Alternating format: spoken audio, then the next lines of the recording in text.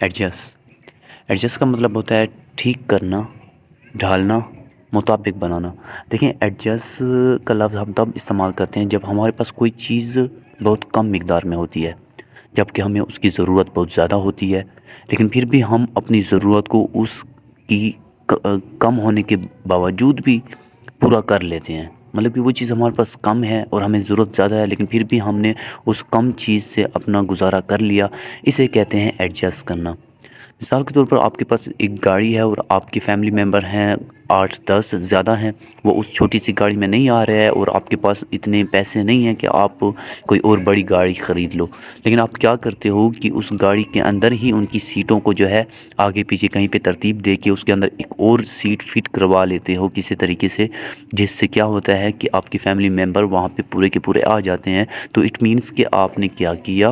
آپ نے اس گاڑی کو ایڈجسٹ کر لیا۔ مطلب کہ آپ کے پاس وہ گاڑی تو چھوٹی تھی، اس کی مقدار کم تھی،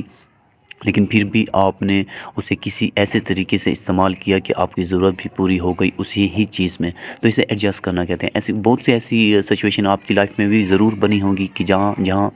آپ کے پاس چیزیں اویلیبل کم ہوتی ہیں، ریسورسز کم ہوتی ہیں، آپ کی ضرورت زیادہ ہوتی ہے، لیکن پھر بھی آپ انہیں جو ہے اپنی ضرورت کے مطابق ایڈجسٹ کر لیتے ہو،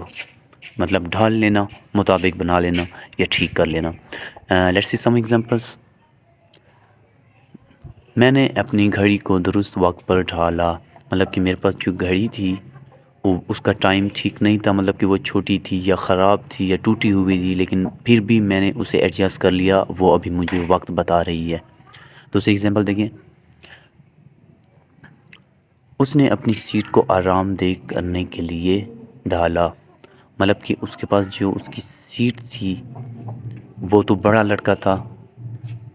اور سیٹ اس کے پاس چھوٹی تھی، لیکن اس نے کیا کیا کہ اپنی سیٹ کو کچھ ایسے طریقے سے رکھا ہے کہ ابھی وہ اس کے اوپر کمفرٹیبلی آرام سے بیٹھ سکتا ہے، وہاں پہ آرام کر سکتا ہے، اسی کے اوپر ہی، اسے دوسری چیئر کی ضرورت نہیں ہے،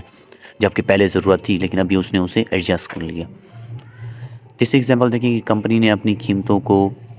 مقابلہ جاری رکھنے کے لیے ڈھالا، کہ مطلب کہ کمپنی کی جو قیمت تھی جو انہوں نے رکھی ہوئی تھی، اپنے پروڈکٹ کی پرائس جو رکھی ہوئی تھی وہ پہلے سے بھی کم تھی، لیکن کمپٹیشن کیونکہ اس کا سٹارٹ ہو گیا تھا تو اس نے اور بھی زیادہ کوشش کی ہے کہ اور بھی زیادہ جو ہے اس کو میں